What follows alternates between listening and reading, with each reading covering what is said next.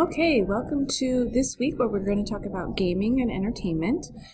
So you'll have some overview on what gaming entertainment is and some of the historical lawsuits and landmark cases that made it become the industry that it is.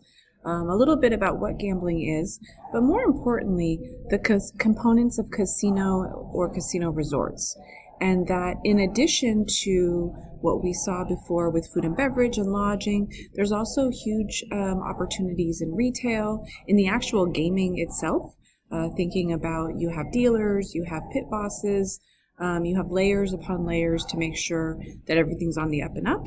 Also, security plays a really big role in casinos and casino resorts, as well as the nightclubs, the day clubs, the pools and spas. That all, in addition to entertainment venues, right, and convention facilities that we have seen in other elements of hospitality, but this kind of puts it all together in one nice little city. And in addition to some videos that I've selected to kind of think about how gaming works, how they make money.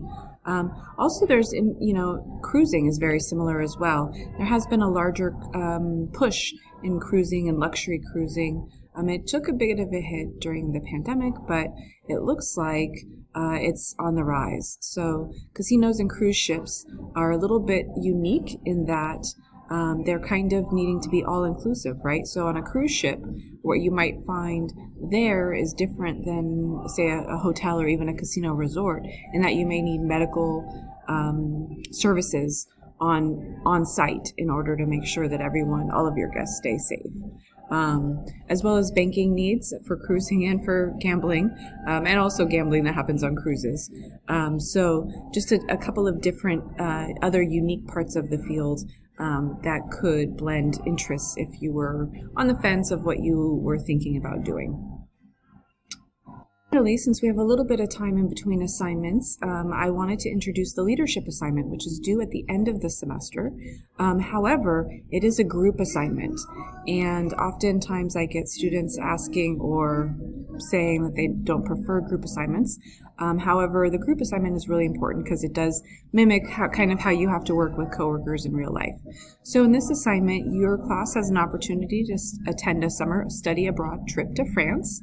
None of you knows much about France or how to get there, what to do when you get there, and so on. So you're going to need to think about what you need to do in terms of planning, organizing, deciding, communicating, motivating, and controlling.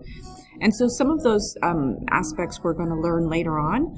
However, you are going to be able to work as a group to ensure the following questions will be answered. So what dates will your group be leaving and returning? What cities will you be visiting? What airline you will take? How will the group get around France? And then where will you stay while you're there? And then the questions in bold on this page are ones that you're probably going to save for later once we've introduced that kind of the content to really make sense. However, I would like for you to spend some time on the initial questions that I just read, as well as take the time for France Fun and Paris Party.